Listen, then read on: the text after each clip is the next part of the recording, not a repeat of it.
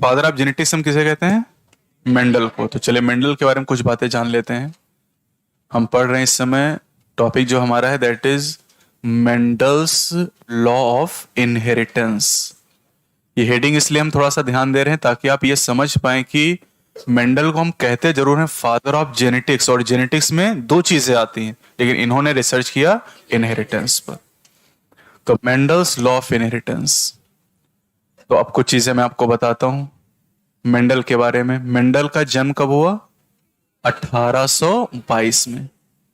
Death कब हुई? हाँ, 1884 में। किडनी डिसऑर्डर से इनकी डेथ हुई थी 1884 में। किसके ऊपर एक्सपेरिमेंट किया? Garden pea. ये सब सवाल है आपके एग्जाम के जितने मैं लिख रहा हूं। Garden pea, scientific name Pisum sativum. Pisum sativum, family हाँ फैबेसी। इस garden pea of Pisum sativum की जो फैमिली है that is Fabaceae. Fabaceae family आपके सिलेबस में, 3 फैमिलीज आपके सिलेबस में, फैबेसी, सोलनेसी एंड लिलिएसी। तो गार्डन पी पे इन्होंने एक्सपेरिमेंट किया कितने साल तक? 7 साल तक, 7 ईयर। ये भी नीट में लास्ट ईयर पूछा गया आपसे। 7 ईयर्स, कब से कब तक? 1856 से लेके 1863 तक। कितने कैरेक्टर लिए? 7 कैरेक्टर। 7 साल तक एक्सपेरिमेंट किया और इन्होंने मटर के 7 कैरेक्टर पे अध्ययन किया। 7 कैरेक्टर्स। तो ये 7 कैरेक्टर कौन है, पहले इसको जान लेते हैं। तो यहां पर हम लिखते हैं सीरियल नंबर और यहां पर लिखते हैं कैरेक्टर। ये सारे याद करने, ठीक है। 1 2 3 4 5 6 एंड 7। तो एक कैरेक्टर इन्होंने लिया सीड शेप, सीड शेप। दूसरा सीड कलर, सीड कलर। फिर इन्होंने क्या लिया? पॉड कलर और pod shape, pod colour and pod shape. फिर उन्होंने क्या लिया? Flower colour and flower shape, flower position, flower position और स्टेम हाइट। तो कितने कैरेक्टर इनके सीड से रिलेटेड? 7। अच्छा बेटा, कितने कैरेक्टर सीड से रिलेटेड? 2। कितने पॉड से रिलेटेड? 2। कितने कलर रिलेटेड? कितने कलर रिलेटेड? 3। कौन से? Seed colour, pod colour, flower colour. कितने फ्लावर रिलेटेड? 2। कितने हाइट रिलेटेड? 1। ऐसे कर लोगे ना, ये सब पूछेगा एग्जाम में। टोटल कलर मंडल ने कितने स्टडी किए? कितने? 4। देखो कैसे। अच्छा, जो इन्होंने एक कैरेक्टर, जैसे सीड का शेप इन्होंने एक कैरेक्टर लिया। अब इस कैरेक्टर में 2 वेरिएशन थे, ठीक। सीड का जो शेप था या तो वो राउंड था या रिंकल्ड, या तो राउंड था या रिंकल्ड। तो जो राउंड है इसे हम कहते हैं डोमिनेंट ट्रेट, है ना। इसे सिंपली अभी समझिए कि इसे हम ट्रेट कहेंगे, और इसे भी क्या कहेंगे? ट्रेट। तो सीड का शेप क्या है? कैरेक्टर। ध्यान से सुनो, सीड का शेप क्या है? कैरेक्टर। सीड का शेप राउंड, राउंड क्या है? ट्रेट। और रिंकल्ड क्या है? ट्रेट। और अगर इन दोनों को कंपेयर करें तो these are called contrasting trait. Contrasting मतलब अपोजिट। भाई एक राउंड है और एक रिंकल्ड, मतलब ये गोल है और ये झुर्रीदार है। तो इन दोनों को हम क्या कहेंगे? कंट्रास्टिंग ट्रेट, ठीक। सीड कलर कौन सा? Yellow and green. तो येलो सीड कलर क्या है? ट्रेट। ग्रीन सीड कलर क्या है? ट्रेट। और सीड कलर क्या है? कैरेक्टर। पॉड कलर ग्रीन और yellow.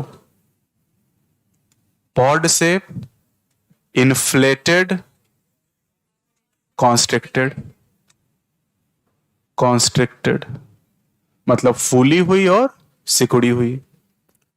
Flower colour violet and white. Flower position axial, terminal, terminal. Stem height tall, dwarf. तो इसका मतलब ये हुआ कि आप अगर एक कैरेक्टर को देखो तो एक कैरेक्टर में 2 ट्रेट हो गई। तो कितने कैरेक्टर हैं? 7। तो ट्रेट कितनी हो गई? 14। तो 7 कैरेक्टर एंड 14 ट्रेट। और ये 14 ट्रेट कैसे? कंट्रास्टिंग। तो क्या कहेंगे? Contrasting traits. Contrasting trait NEET 2020 में आया है सवाल। नीट 2020 का सवाल है कि कितनी कंट्रास्टिंग ट्रेट होती हैं? 14। कितने कैरेक्टर होते हैं? 7 कैरेक्टर। अब देखो, मैंने आपसे पूछा था अभी कि कितने कलर बेस, कितने कैरेक्टर? कलर बेस कितने कैरेक्टर? 3। कलर बेस कितने कैरेक्टर हैं? देखो 3 character, seed colour, pod colour, flower colour. Total colour कितने हैं? 4। कौन से? Yellow, green, violet, white. यही तो है। कुछ लोग करेंगे 6 होंगे। अरे तो येलो ग्रीन तो वही रहेगा ना, तो रिपीट हो जाएगा। तो टोटल कलर मेंडल ने कितने स्टडी किए? 4। कलर बेस कितने character? 3। Flower base 2, pod base 2, seed base 2। सवाल की कोई लिमिट नहीं कितना सवाल बन सकता है इसमें, और हर साल एक सवाल आता ही आता है यहां से। अब ये जो 2 ट्रेट हैं, इन दोनों ट्रेट में से जो ट्रेट हर एक कंडीशन में नजर आएगी उसे कहेंगे डोमिनेंट। तो जैसे जो पहले लिखे गए हैं वो कौन से हैं? डोमिनेंट हैं। तो इन्हें हम कहते हैं डोमिनेंट, डोमिनेंट। और जो दूसरा है that is called recessive, recessive. तो अब ध्यान यहां पर क्या देना है? ध्यान ये देना है कि जैसे सीड का कलर देखो आप, तो सीड के कलर में डोमिनेंट कौन है? येलो, और रिसेसिव कौन है? ग्रीन। डोमिनेंट रिसेसिव क्या है अभी आप समझ जाओगे। अभी फिलहाल जो चीजें याद करनी उनको ध्यान दो। लेकिन जब पॉड कलर में जाओगे तो ग्रीन डोमिनेट करता है और येलो रिसेसिव हो जाता है। ये ध्यान देनी, यहां गलती हो जाती है। हमेशा डोमिनेंट ट्रेट को पहले लिखा जाता है और रिसेसिव को बाद में लिखा जाता है। ये रूल है। तो अगर मैं ना भी बताता आपको ना, तब भी आप बता देते कि फ्लावर पोजीशन में डोमिनेट कौन कर रहा है? एक्सियल, और रिसेसिव कौन है? टर्मिनल। अभी थोड़ी देर में डोमिनेंट रिसेसिव आप जान जाओगे। अभी फिलहाल इतना जानो कि एक्सियल डोमिनेंट है और टर्मिनल रिसेसिव है।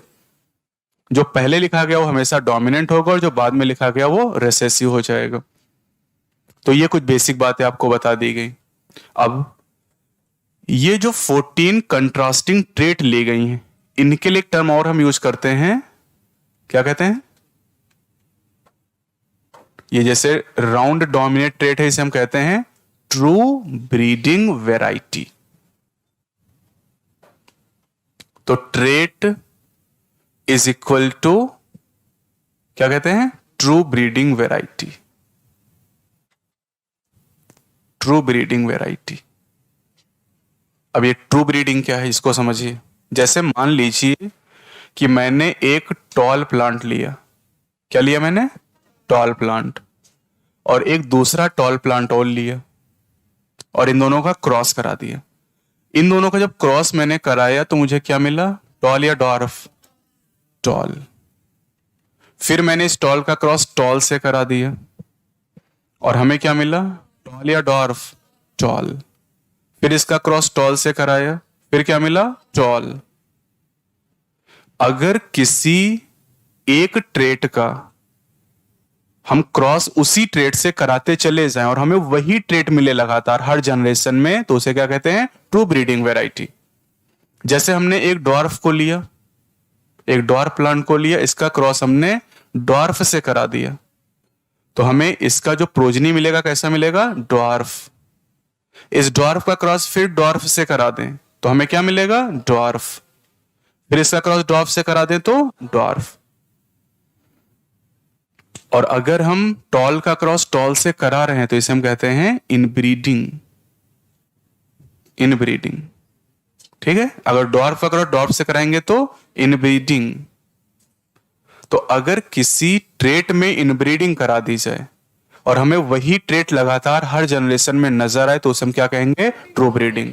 ध्यान ये रखना है कि जब कभी भी कोई एक्सपेरिमेंट शुरू किया जाएगा तो कहां से शुरू किया जाएगा, ट्रू ब्रीडिंग से शुरू किया जाएगा, ये ध्यान रखना है। तो जो ट्रेट है वो ट्रू ब्रीडिंग है, और ट्रू ब्रीडिंग के लिए एक नाम और आता है, that is called homozygous. Homozygous, इन्हीं को होमोजाइगस कहते हैं। तो अब बताओ, मेंडल ने कितने कैरेक्टर लिए, 7। कितने कंट्रास्टिंग ट्रेट लिए, 14। कितनी ट्रू ब्रीडिंग वैरायटी ली, 14। नहीं समझ पाए, कितने कंट्रास्टिंग ट्रेट लिए, 14, और हर एक ट्रेट किसके बराबर है, एक ट्रू ब्रीडिंग के। तो अगर मैं कह रहा हूं कि 14 ट्रेट्स हमारे पास हैं तो ट्रू ब्रीडिंग भी कितनी है, 14। तो इसी को मैं ऐसे भी तो लिख सकता हूं कि 14 true breeding varieties. 14 true breeding varieties Mendel के द्वारा ली गई। ये तीनों सवाल हैं, और ये जो 14 ट्रू ब्रीडिंग है ये आपके नीट 2020 का सवाल था। कंट्रास्टिंग ट्रेट नहीं पूछा था, उसने ट्रू ब्रीडिंग पूछा था। और अभी थोड़ी सी, हाँ मैं समझ रहा हूं कि थोड़ी सी दिक्कत हो रही होगी तुम्हें होमोजाइगस को समझने, क्योंकि मैंने ये पढ़ाया ही नहीं। अभी तो मैं कुछ बेसिक चीजें आपको बता रहा हूं कि आप कैरेक्टर जान लो, ट्रेट जान लो, अभी तो यही सबसे जरूरी। क्योंकि बहुत सारे बच्चे जेनेटिक्स पढ़ लेते हैं और उनको कैरेक्टर और ट्रेट में अंतर नहीं पता होता। कैरेक्टर का मतलब होता है कि जैसे हमने कहा कि सीड का शेप एक कैरेक्टर है, और जो राउंड और रिंकल्ड है उसकी ट्रेट है। जैसे हमारा स्किन का कलर क्या है, स्किन का कलर क्या है, कैरेक्टर है या ट्रेट है, ये कैरेक्टर है। अब इसमें कई ट्रेट हो सकती हैं, गोरा, काला, सांवला, ये सब क्या है, ट्रेट हैं। समझ पाए आप? जैसे हम कहें कि हमारी हाइट क्या है, कैरेक्टर है। अब हाइट छोटी हो सकती है या बड़ी हो सकती है, तो कोई लंबा है, कोई बौना है, कोई मीडियम है, ये सब क्या है, ट्रेट्स हैं। समझ पाए आप? तो मेंडल ने कितने कैरेक्टर लिए, 7। कितने ट्रेट लिए, 14। कितनी ट्रू ब्रीडिंग वेराइटीज ली, 14। जितने ट्रेट उतनी ही वेराइटीज हो जाएंगी, ट्रू ब्रीडिंग। और ट्रू ब्रीडिंग का मतलब अगर उस वेराइटी का, उस ट्रेट का उसी ट्रेट के साथ क्रॉस कराते जाएं तो केवल वही ट्रेट मिलनी चाहिए हर जनरेशन में, और कोई नई ट्रेट नजर नहीं आनी चाहिए। ऐसा ना हो कि टॉल टॉल का क्रॉस कराएं और डॉर्फ मिल जाए, या डॉर्फ डॉर्फ का क्रॉस कराएं और टॉल मिल जाए, ऐसा नहीं होना चाहिए। लगातार हर जनरेशन में वही ट्रेट स्टेबल रहनी चाहिए, तब उसको हम क्या कहेंगे, ट्रू ब्रीडिंग या होमोजाइगस कहा जाएगा। मेंडल ने और भी कुछ काम किए जो इंपॉर्टेंट है जानने आपके लिए। बायो में पहली बार यह था जब किसी साइंटिस्ट ने मैथमेटिक्स का यूज किया था। तो मेंडल ने अपने नियमों को समझाने के लिए मैथमेटिक्स का यूज किया। मैथमेटिक्स में एक थ्योरम का इन्होंने यूज किया जिसको हम पढ़ेंगे, दैट इज बाइनोमियल थ्योरम का यूज किया था इन्होंने। तो बायो में पहली बार मेंडल ने यूज किया mathematics, use of mathematics and statics.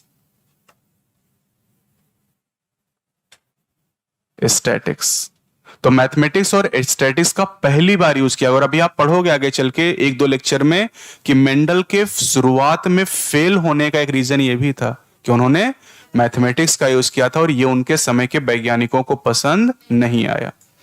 पहली बार बायो में किसी प्रॉब्लम को सॉल्व करने के लिए मैथमेटिकल लॉजिक यूज किए गए। साथ ही साथ use of large sampling size, large sampling size, ये भी बहुत important point, large sampling size. Mendel ने अपने एक्सपेरिमेंट के बड़े सैंपल बनाए, और बड़े सैंपल होने से क्या फायदा हुआ, ग्रेटर क्रेडिबिलिटी। अब इसको ऐसे समझिए, जैसे आप देखते होंगे जब इलेक्शन आते हैं तो इलेक्शन के समय बहुत सारे पोल शुरू हो जाते हैं, देखे होंगे आपने न्यूज चैनल पे, और फिर पोल के बिहाफ पे 2 चालों को बिठा के उनकी लड़ाई करवाई जाती है। नहीं देखा है? तो अच्छा, जब पोल आते तो बताया जाता है इस पार्टी को इतनी सीट मिलने की उम्मीद है। अरे 2-4 दिन रुक जाओ, रिजल्ट आ ही जाएगा, काहे फालतू लड़ाई की दंगा करवा रहे हो। लेकिन वो चैनल वाले करते हैं खूब, है ना। तो अब वो डिबेट चलती, बहुत सारी डिबेट है ना, और अगर आपका कॉमेडी देखने का मन हो तो न्यूज चैनल खोल लो, बहुत मजा आएगा आपको। तो अब देखिए कि जब अलग अलग चैनल अपना अपना सर्वे कराते हैं और किसी का सर्वे रिजल्ट आने के बाद सही हो जाता है और किसी का गलत हो जाता है, सारे सही नहीं हो सकते हैं, कुछ गलत हो जाते हैं, कुछ सही हो जाते हैं। तो किस तरीके से ये पोल कराए जाते हैं जिन्हें आप कहते हैं एग्जिट पोल। तो एग्जिट पोल कैसे कराए जाते हैं, जैसे लखनऊ में इलेक्शन चल रहा है तो न्यूज चैनल वाले आए, किसी एक जगह पर गए और वहां पर जाके उन्होंने 10 लोगों से पूछा कि भाई किसको वोट दोगे, तुम किसको वोट दोगे, तुम किसको वोट दोगे, हम बताएंगे नहीं किसी को, ठीक है, तुम बता दो किसको वोट दोगे। अब दो चीजें हो सकती हैं भाई, हो सकता है कि वो जिस जगह पर गए हों, जिस इलाके में, जिस मोहल्ले में वो गए हों सर्वे करने के लिए, उस मोहल्ले के लोग एक पर्टिकुलर पार्टी से चिढ़े हों, उनको वोट ना देना चाहते हो, तो उनका नाम नहीं लेंगे कि भाई हम इनको वोट नहीं देंगे, हम किसी दूसरी पार्टी को वोट देंगे। या फिर ऐसा हो सकता है कि किसी ने वोट दिया किसी और को और बता किसी और को दे, ऐसा भी हो सकता है, बहुत सारे लोग कर सकते हैं ऐसा। तो इसीलिए अब मान लीजिए कि लखनऊ में 10 लाख लोग रहते हैं, एक चैनल वाला आया और उसने 10 लोगों से पूछा कि भाई किसको वोट दोगे, ए पार्टी को, बी पार्टी को, सी पार्टी को।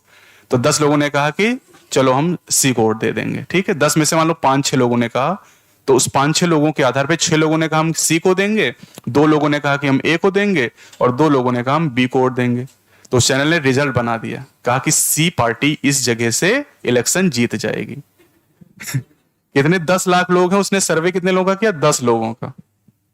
अब एक दूसरा चैनल वाला आया, वो लखनऊ में आया और उसने 100 लोगों से पूछा। एक तीसरा चैनल वाला है, उसने 1000 लोगों से पूछा। तो बताओ किसका रिजल्ट सही होने की संभावना चाहता है, जिसने 1000 लोगों से बात की। जितना बड़ा सैंपल, नियम के सही होने की पॉसिबिलिटी उतनी ज्यादा। यही मेंडल ने किया, लार्ज सैंपलिंग साइज। इन्होंने सैंपल बड़े बनाए सीड के, और जब बड़े सैंपल इन्होंने बनाए तो इसीलिए इनके नियमों की क्रेडिबिलिटी ज्यादा है।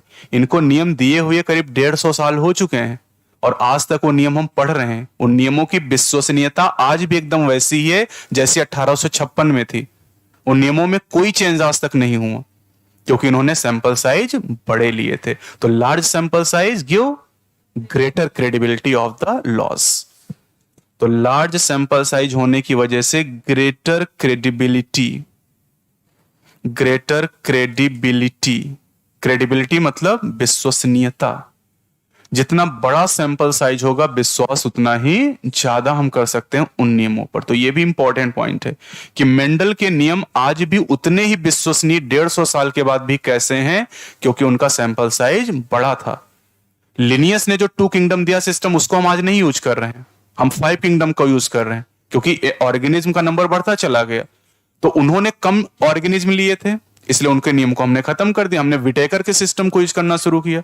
लेकिन मेंडल के नियम आज भी हम यूज करें क्योंकि इनका सैंपल साइज बड़ा था। तो ये 3 बातें ध्यान रखनी। इन्होंने मैथमेटिक्स और स्टैटिक का यूज किया था पहली बार बायो की प्रॉब्लम को सॉल्व करने के लिए। ये बायो में पहली बार ऐसा था जब मैथमेटिक्स और स्टैटिक्स का यूज किया गया। दूसरी चीज, इन्होंने बड़े सैंपल साइज लिए जिससे इनके नियमों की विश्वसनीयता ज्यादा है और आज भी बनी हुई है। और तीसरी चीज, इन्होंने 7 कैरेक्टर लिए, 14 ट्रू ब्रीडिंग वेराइटीज ली और 14 कंट्रास्टिंग ट्रेट का यूज किया। कंट्रास्टिंग ट्रेट को ही हम क्या कहते हैं, ट्रू ब्रीडिंग वेराइटीज। जैसे मैं पूछूं कि स्टेम की हाइट क्या है, कैरेक्टर। स्टेम की हाइट क्या है, कैरेक्टर। टॉल क्या है, ट्रेट। डॉर्फ क्या है, ट्रेट। टॉल और डॉर्फ क्या है, कंट्रास्टिंग ट्रेट। येलो और ग्रीन क्या है, कंट्रास्टिंग ट्रेट। फ्लावर की पोजीशन क्या है, कैरेक्टर। एक्सियल क्या है, ट्रेट। टर्मिनल क्या है, ट्रेट। एक्सियल और टर्मिनल क्या है, कंट्रास्टिंग ट्रेट। तो एक कैरेक्टर में हमेशा 2 कंट्रास्टिंग ट्रेट यहां पर ली गई। कुछ समझ में आया? तो यहां बस यही चीज अभी फिलहाल जाननी, क्योंकि इतना अगर आप जान गए ना, जेनेटिक्स में कोई रोक नहीं सकता आपको। बस यही चीज आप समझ नहीं पाते हैं कि what is the character, what is the trait, what is the true breeding.